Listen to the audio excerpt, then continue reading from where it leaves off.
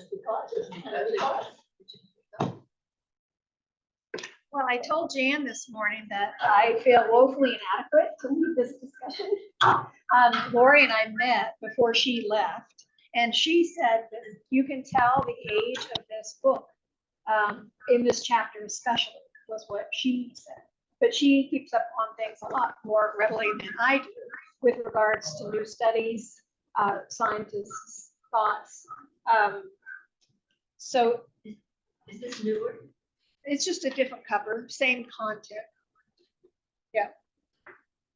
So we're talking today about chapter 2, the evolution of praise.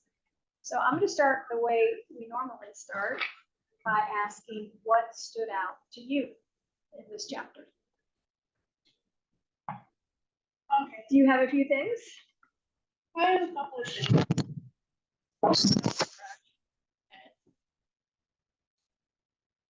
It's loud, yeah.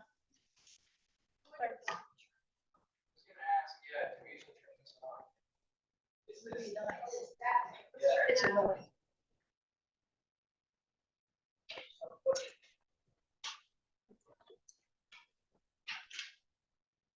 In EFM, one of the first things we hear and acknowledge is that don't confuse the facts with the truth. And she drives that here too. She says the facts do not equal meaning, which is just, so that reminder was really wonderful. That EFM alumni group is reading John Phillips' new book, Sacred Earth, Sacred Soul. And this chapter that we read is with Air Eugenia.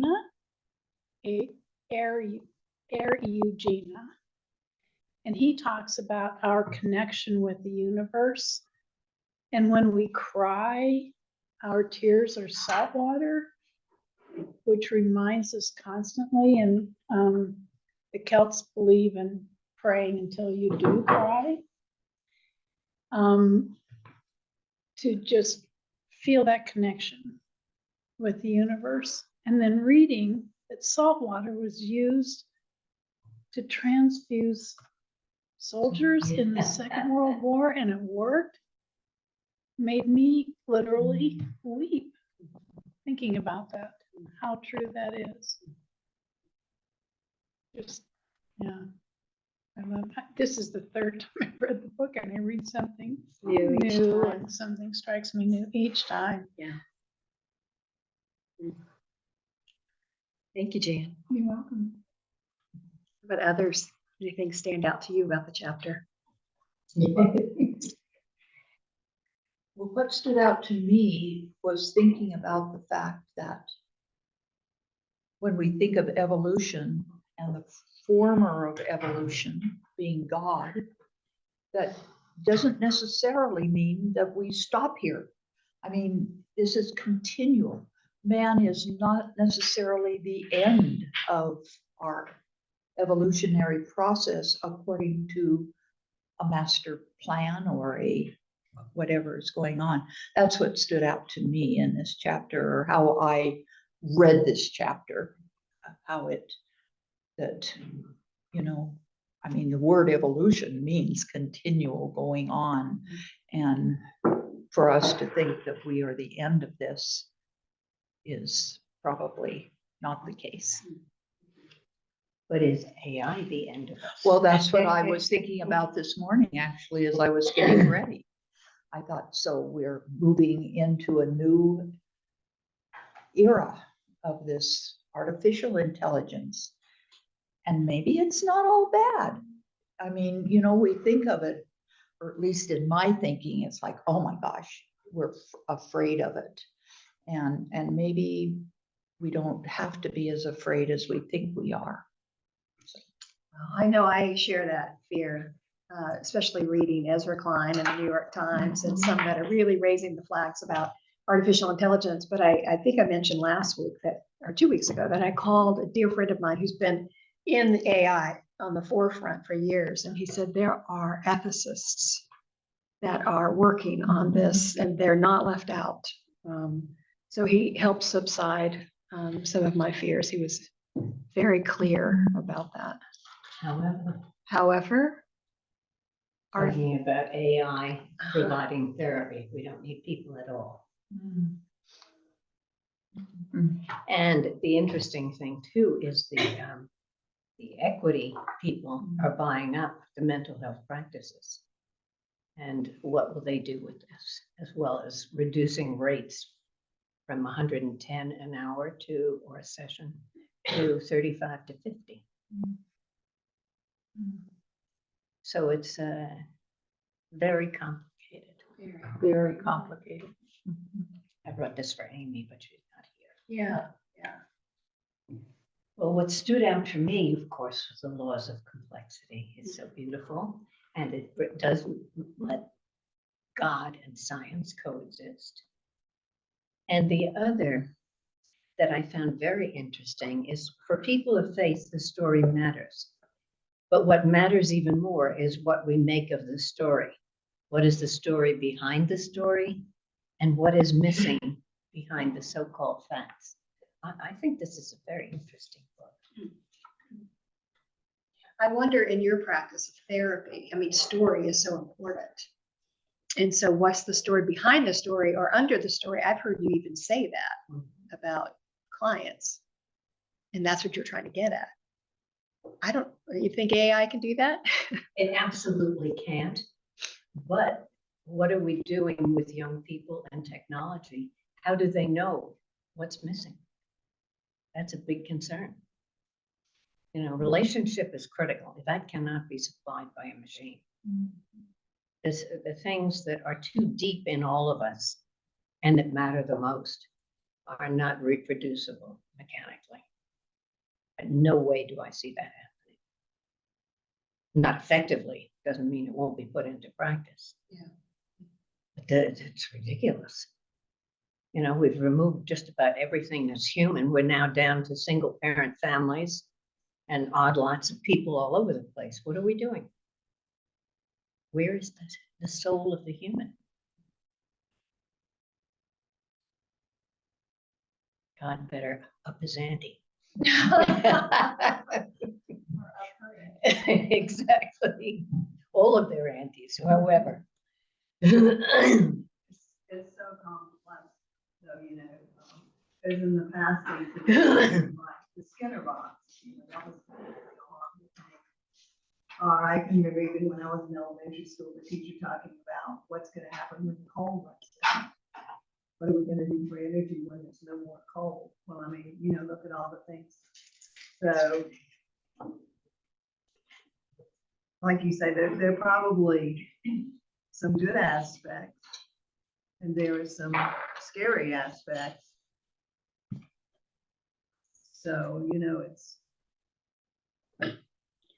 finding out what's the ethical and the whatever way to handle this. I mean, that's a big theme in literature now too, is what does it mean to be human? Yeah, I see that over and over again. Clara and the Sun, that's a book where their parents are creating this more or less AI robot that's going to replace their daughter when she dies. And the robot's learning the daughter's personality and everything. So what is the line between what makes it human? I think we're better off with furry animals.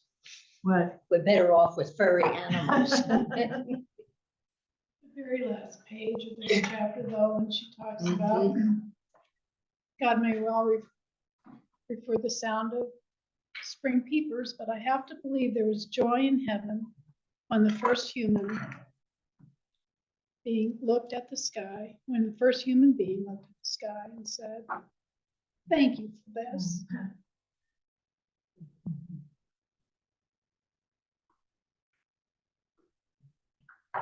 Sorry, I went twice.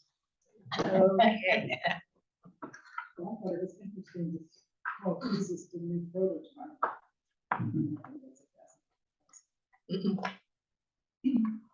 Which means evolution is going on. Protection is there. Jesus to be the way we can be. That's for Jesus, to show us empathy. Mhm. I just believe that we cannot be the end because we ain't that great, you know what I mean? We're not that good. There is still good. Oh, of course, they're still good. Yeah. Oh, yes, but maybe there can be better. Definitely improvement could be done. Well, we should talk about that this morning. We certainly are asking that question right now, you know, is love enough? Is it winning the battle? You know, it could be enough, and we're not winning the battle yet. I do think it's enough. Well, I mean, Jesus died on the cross, and I would imagine his disciples did not think that love was enough at that point. How long it's gone. Yeah, and it became the power of the womb rather than the power of the tomb, that it was a new life that was being created. But I think when we're in the darkest times, we do ask those questions. Is it enough? And if not, what is? Yeah, I don't see the alternatives that are being proposed or utilized, like violence and hatred. That's not gonna lead to thriving for all of us. All these years have we not learned that I know. repeatedly? You know, certainly what sustains me is when I've worked with groups with really violence as a component, and working with them and helping them to dig deep enough to understand what it is causing the problems. It's not the guy standing next to you. What happens, how people's ways of being are transformed. And in that case, love is enough. It comes through loud and clear. So if we can do that in groups, why not much wider?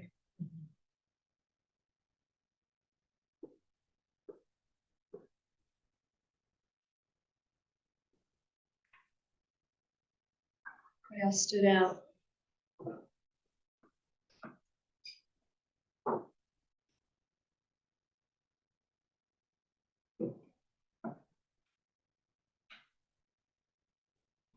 I think the most important part of this is the breaking down of the linear model of this or that, and including both and. Getting away from duality. I'm tired. This a lesson in both and.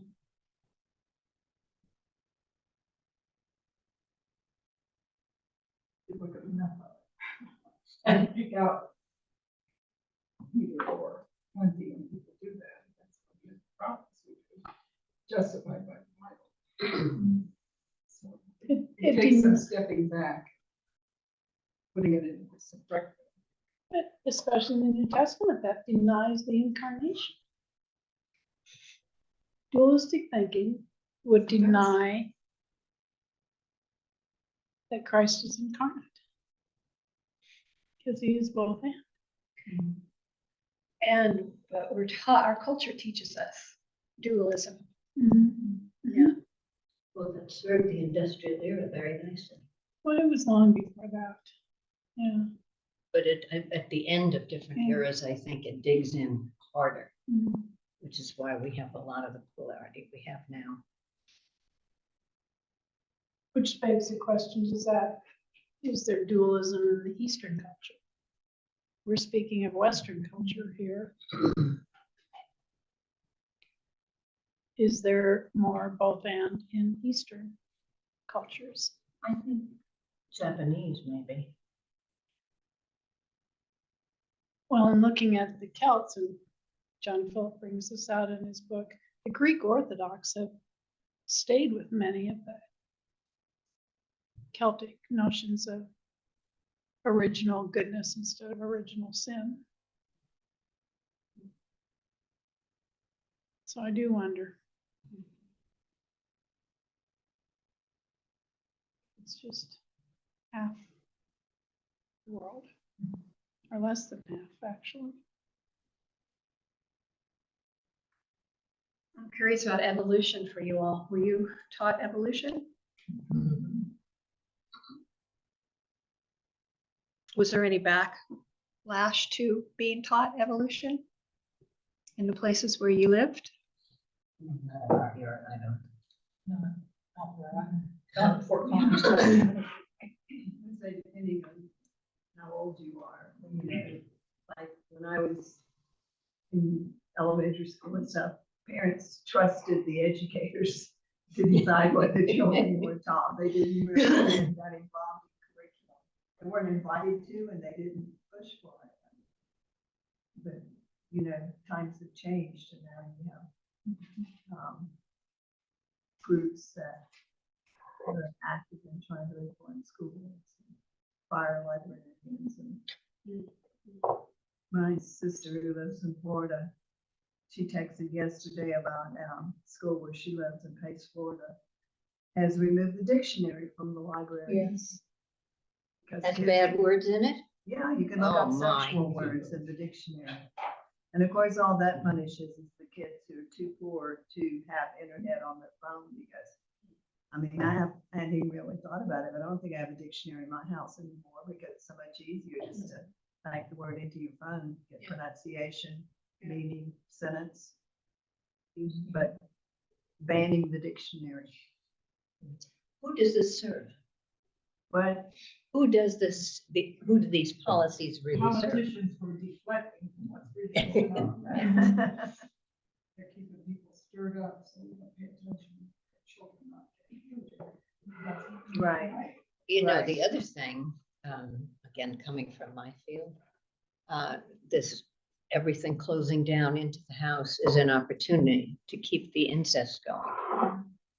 And that worries me, that there's nobody overseeing these kids to be sure that the kids and the families are okay. The other thing about evolution that struck me is the backward nature. The backward nature that evolution could be. We We lost gave- our tail. We after lost worked so our hard to get tail. one. Yeah, fine, I'm happy with that. That's all that I know. But you'd be like everybody else. Would we all still be sitting down? Mine would be wacky. But that illustrates how complex it all is, that evolution, you know, so if you argue for evolution, you still have to admit that there are complexities or things that don't seem to quite fit, you know, there's got to be a little more to it. And You one know. of the things that Lori left me with when she said she could tell this chapter was somewhat dated is that it's not just species that evolve, it's whole ecosystems that evolve together. You know, a star burns out, and that of course affects so many things. And so evolution takes a different turn. It's just not one species that evolves. That's true. The connectedness of everything. I have to go, but I wanted to tell you on page 26, it refers to Brian Swin. He's a cosmologist, and there's tons of things on YouTube. And I would really, because he explains things with such enthusiasm. He believes in cosmogenesis, which means it's going on. Creation is ongoing. But where is it again? Beginning of the last paragraph on page 26. Okay. An astrophysicist. The page number is different.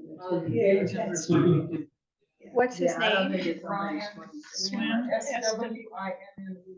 There's lots of YouTube, and he has wonderful You find it will be him, Lynn. illustrations. Oh, okay. And, it's good. I'm sorry. Thanks for that recommendation before you leave. Yeah, try it out. Yeah, yeah.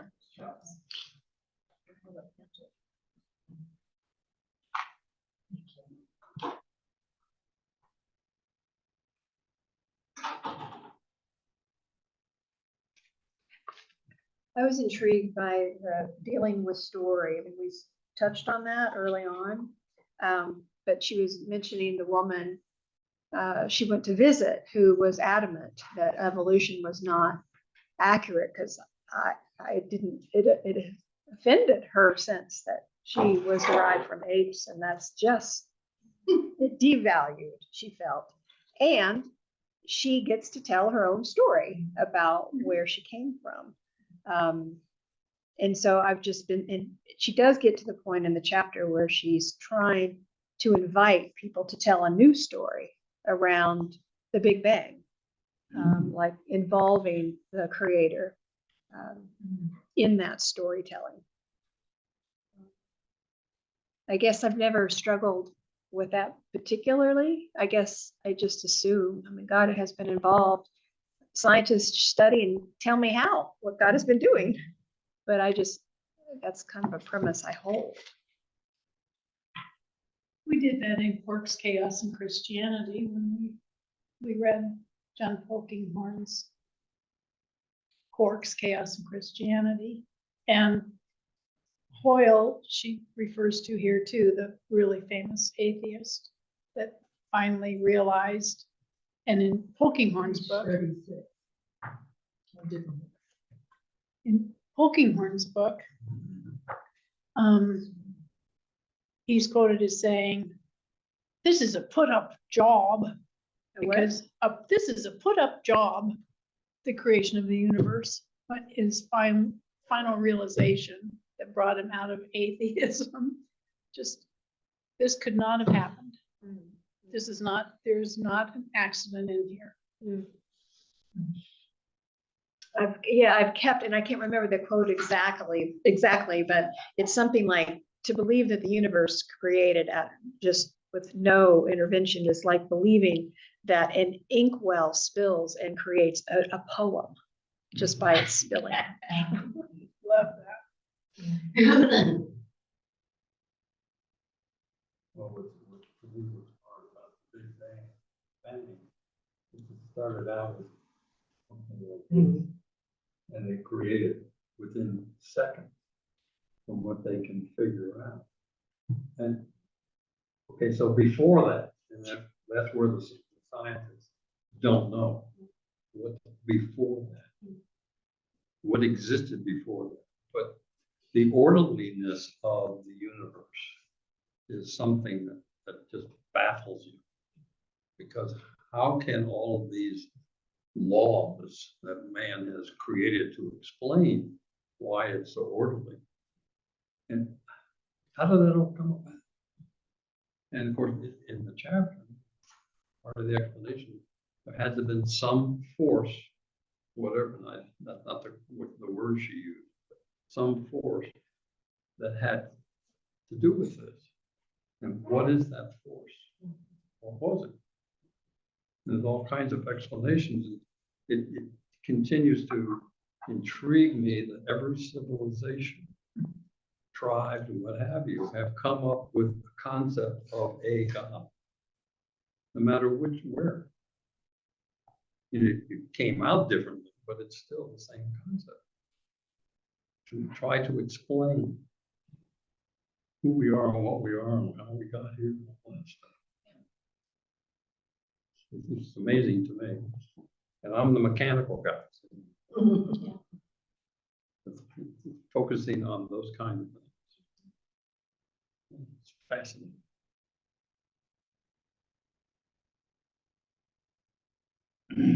From the dust came a lot of stuff. Oh, yeah. Yeah, which makes Ash Wednesday even more powerful. Yeah. To me, from dust you came and to dust you will return. And whether you look up into things like a lot of the Native Americans, they associated with the trees and the animals and everything else, there's a being there. So they treated them very well with purpose. Of course, we don't, which is creating problems for us today. Charlotte, can you hear us? Most of you, yes. Most of you, okay. Yeah. Did you have anything to add? Well, I've been listening to you all and I agree with things that have been said. I've never had any trouble believing what science says, as well as I don't see a contrast. One of the things that struck me about this chapter is again the mention of consciousness that humankind has, and that's what distinguishes us from other aspects of creation. I mean, even creatures can love each other. It's not love as much as consciousness. And I was really struck, it's on page 21 of the book, about the Jewish folk tale. One day God said to Abraham, "If it weren't for me, you wouldn't be here." To which Abraham replied, "True, but if I weren't here, there wouldn't be anyone to think about you." And I just thought that was a marvelous kind of metaphor for the distinguishing aspect of humankind and our consciousness. I don't know where evolution is going. A number of people say that, and have written that it's our consciousness that is evolving now into new areas. Never mind AI, really, for what the point I'm trying to make. But she said somewhere in this chapter that biological evolution may have ended, which I thought was quite startling. And I wondered about this evolution of consciousness. Yeah, she was saying that biological may have stopped because now we can provide so many resources. Yeah, the survival of the fittest aspect of biological evolution. Yeah, exactly. But if our consciousness is evolving, our human consciousness, where might we be headed? It's hard to Yeah. say that in our ability to reason consciousness, Yeah, that we have improved as far back as we can figure that out. That there really hasn't been an improvement in that aspect. Okay, we've discovered a lot, and those kinds of things continue. But just reflecting back, I don't see where our brains have improved. Yeah, I know one thing Evolved. Joe keeps saying on Tuesday mornings, because she's been out of the church for 60 years and hasn't read the scriptures. And we're reading the scriptures and you're saying, this sounds so relevant to today. Yeah. We're making the same mistakes again and again and again. So yeah, we had. We are who we are. And how do we deal with that? Mhm. Yeah, I think about violence. We have always had violence as far as we can go back. It's in the Bible, find out the early stories. There's a heap of violence in there. And we continue to do that. So it's a difficult thing. I remember your sermon on fairness and the monkeys. Yeah. Is it cultural? Have we learned the sense of fairness, or is it innate? And the story of the capuchin monkeys is just priceless. It is innate. It's not something that our culture has taught us about this fairness thing. Well, early on to survive, we had to use violence. Well, to survive. Yeah, You but want what to is- eat. but you even have what to- is you have fair? to Do violence. Paying all the workers in the vineyard the same amount, irrespective of the hours they work, is just Uh-huh. not fair. Right. So we haven't come very far because it's innate.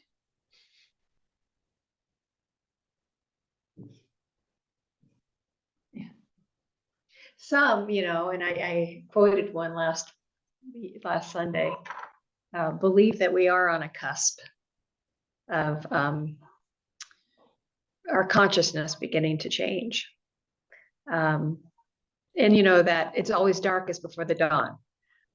People are recognizing that they're losing power and they're trying desperately to hold on to it by all means possible, violence, dehumanization.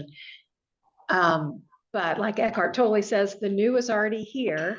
The old is just making a lot of noise dying. And so it's a very hopeful thing. And Jesus said it, I make all things new. This evolution, as he's dying, as he's walking the way to the cross, I make all things new. The juxtaposition of that as he's dying is something. So I try my best to remain hopeful. I'm hopeful. And when I can't, I just go over to Joe. But I'm not just, whispering in the clouds. I mean, I've been out there. I see what's possible. I know what people are doing. And I know it's not seductive for the money folks. But for everything that's broken, there are people like me who've been out there doing what comes next for decades. And you and Becca and. Yeah, in that movie, A Case for Love, you saw it, and it was story after story after story of lives being changed. And we tend to think, is that enough? But they are day in and day out acts of kindness that are spreading and continue to happen. What is that movie, Pay It Forward? Mhm. It doesn't make that young man wrong. He was right, but we need to build on it. It doesn't go alone. So you do something and you keep doing it that's good and keep building on it and letting it catch on. It doesn't mean that some of us won't get caught in a meat grinder. I consider myself lucky I wasn't one of them.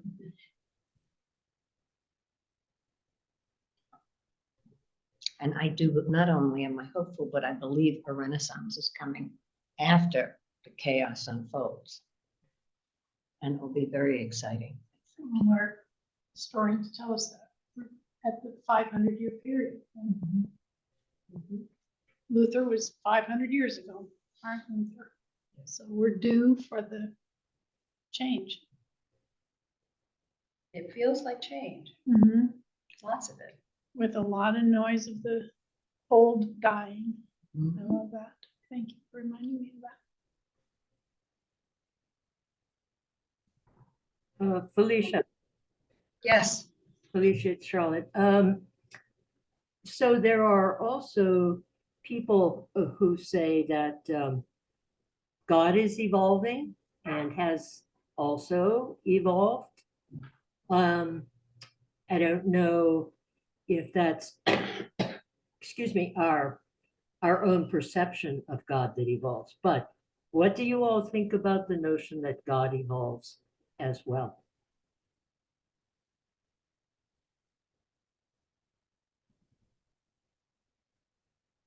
It's kind of a mind-blowing thought to me. But there we are. Is that if the universe evolves, if the cosmos evolves, Earth, creatures, etc., does God evolve as well? What it makes me think of is the stories in the Hebrew Bible where God works with one man and woman, Abraham and Sarah, and that's the way that God is going to affect change in the world. And then, of course, they still fight each other, and God sends Jesus. God says, I have to go down myself, down. up and down. It's not any of that, but I have to go. So could that have been an evolution in thinking? I don't know. Yeah, does God evolve or does just our Understanding of God God evolve. It's our understanding. That's where you land? It's not something we can exactly prove either No. way. No. But just think about Yeah, but I mean, it's very like, we know our understanding has evolved and is evolving, so. it. You just read the checks. Right, so is that the whole story, or does God change also? It's not the whole The story. scripture. Look at all the discoveries of the universe, and that has affected our understanding of God. It's expanded it. It's like, oh my gosh, all of that? Oh my gosh, we're not the center of the universe. No. But, you know, our concept continues to evolve. We don't see it day to day, but look at time. It has to. Nothing stays still. The fact that, and it's convoluted, that God doesn't keep time, that there's no time, that God is timeless. And so does evolution imply in the time frame? Because there isn't time in the notion of God. In the notion of man, we have to organize ourselves somehow. I mean, And otherwise, that's man's, but that doesn't answer the question of God's evolving. Yeah, I don't know, Charlotte, that's a really good question. I know that was presented in seminary, and I remember some other people, this is Harris. This is Harris. Is God infinite? Because I feel like if God is infinite, it's hard to say that God doesn't evolve at the same time. And there's a lot of paradoxes that, you know, when you think about our concept of God, I think we run into a lot of paradoxes. Mm-hmm. And what we know and what we think is so influenced by the galaxy we live in. Like, we know time is different, even on another planet, much less another galaxy. We now know they're just innumerable galaxies. So, It's almost unlimited. yeah, Or we can so our understanding is based on what we know and can experience here in this planet, in this time zone in the United States of America, which is such a small part of creation. Yeah. Did that answer your question, Charlotte? It was a question to be debated. I don't know that there's an answer to that, or if we could ever know it, you know, because it's always us doing the perceiving. I just thought it was an interesting notion, the context of this chapter. Yes. It is, for sure. Thank you for bringing it. Joe, were you going to say something? I have a question in my infinite ignorance about religion. I never saw the scientific community against belief in God, but I didn't go to church since I was 15.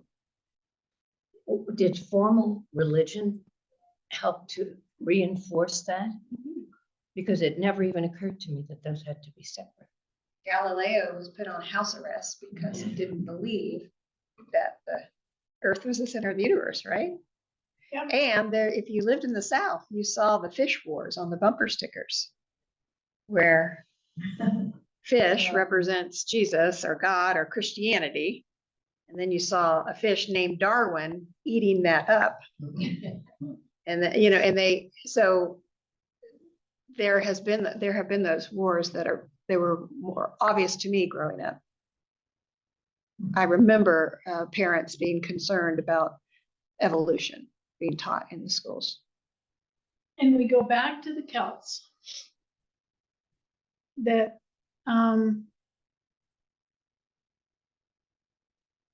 that fought against the whole imperial, it was when religion got in bed with empire, that science then was inconvenient, that it was very inconvenient to have Galileo. So it was when we, So do away with. yeah, and they did. Well, and she makes a point, it took 350 years to exonerate Galileo. Come on, we knew for long before that what he said was true. There's God's time and then there's church time. Yeah. But a lot of that, because the, yeah. Again, it's power. Who holds the power?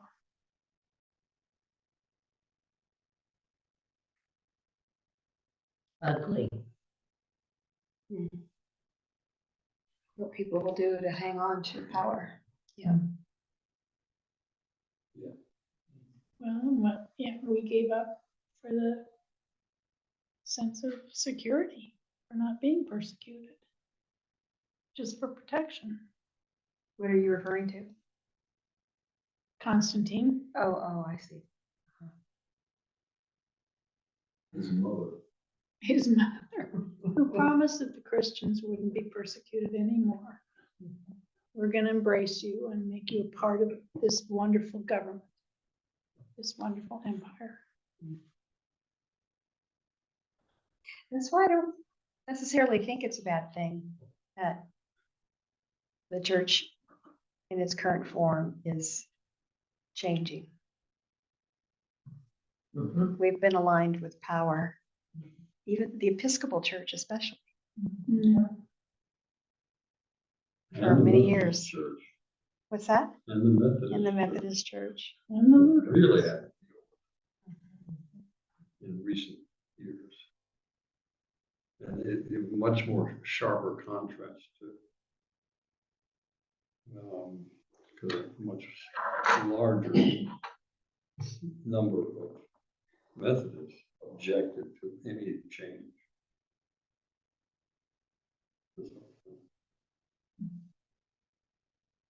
I got an email from my college roommate, that we stay in really good contact always since 1949. And her husband who died, was a Methodist minister. And so she has been keeping me up to date as to what is going on with the split. And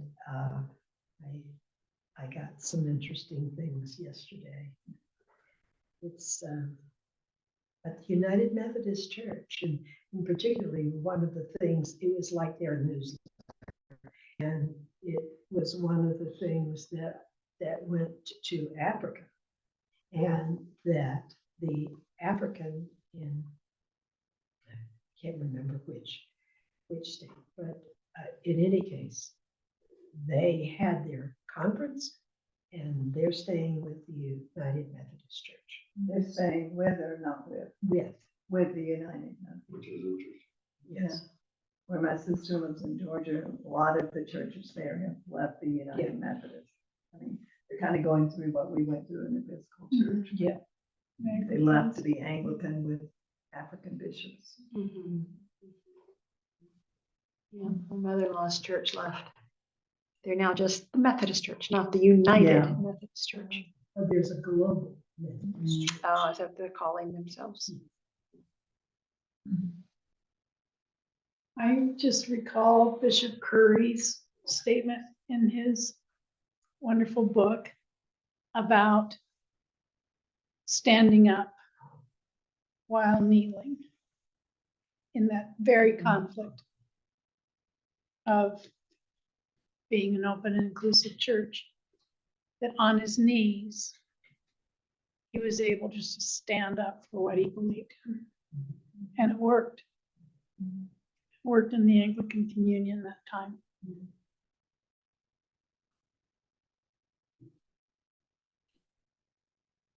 it's interesting to me in all of these conflicts, the percentage of people who don't like and want change of any kind. It's a natural condition. The only right. human beings that Yeah. embrace change, I've said many times, are Because- toddlers and dirty diapers. The rest of us just do not. Yeah, but that's what happens when you have change like that. It's inevitable. Yeah. And, you know, some have said that we've had so much change so quickly that there are people that are saying, whoa, Yes. enough already. Give me some stability. And I can see being drawn to an autocratic leader who's gonna say, it's staying like this, you know? When change happens as rapidly as it has, that's hard to embrace and take in. Hmm. And also the interesting thing, we lived in Western North Carolina, and we could see it, is you have also a group of people who not only don't want change, or that don't want to change, they are picking order, the wealthy, the caste system. And they feel threatened because they're thinking they're gonna wind up at the bottom of the caste system. And right, well, had been that they were not, because they could always look to see, okay, blacks are below us. Well, all of that has changed dramatically, and that's part of the reason why there's this upsurge of discrimination. Against women too. Yes. Well, it's, it's unwilling to, about change. Any kind of change. Leave me alone. I don't want to be told what I can and can't do and think. I don't want to make that change.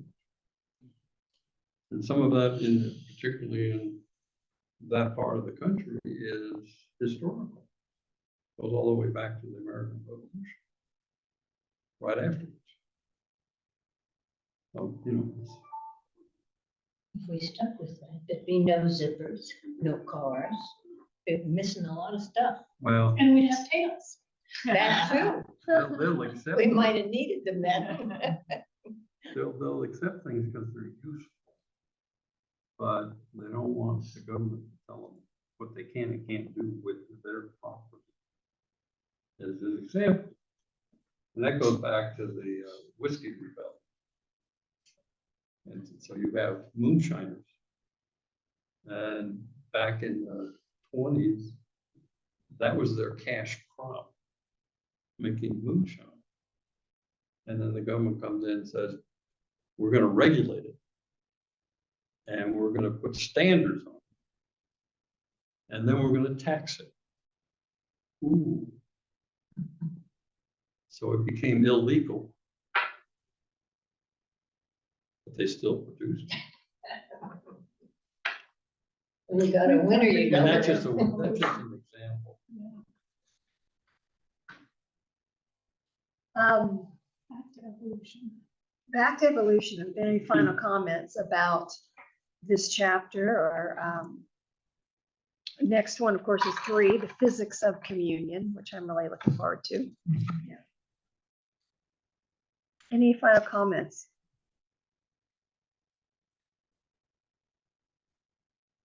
For not being a scientist, she certainly has done some good research to know what % of each of the elements we are. I like to She's a say woman who's curious, for sure, the same elements make up all creation, just put together. differently, Yeah. yeah. It was fascinating, fascinating. To your point of salt water that we cry and can infuse ourselves with. Yeah. Just thinking about evolution again, God, I can't stop thinking about sort of Eastern Buddhist idea, or just thinking about consciousness as sort of an emptiness, kind of just the ground that everything is contained in. But evolution like involves almost like parts, like there's change and things moving and new understandings, but all those things are like, they're like objects within sort of the awareness of this consciousness. So in a way, it almost seems like nothing can supersede that the thing that is perceiving the evolution itself, like the thing that awareness, in a way, I think it can't evolve because it's just kind of like it's the observer of everything. It's like the ground that everything is contained in. So anything that evolves is like evolving inside of Within that. consciousness itself. So in a sense, there's like an evolution of like it perceives an evolution of things and a new understanding, but still it's like the source of what is having the understanding is, I don't, it's just seems like it's like this emptiness or this infinite. It's not like an object, it's the subject. I don't know. That's the closest I can sort of get to it, and then my mind just breaks. I'm familiar with that breaking. Yeah. That's a good way to look at it. Subject or an object.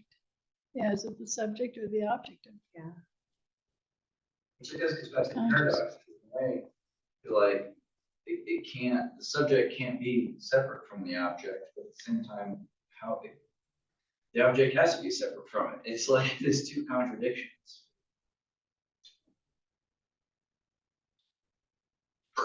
Yeah. Well, I don't know, that takes me to mystery, Yeah, really.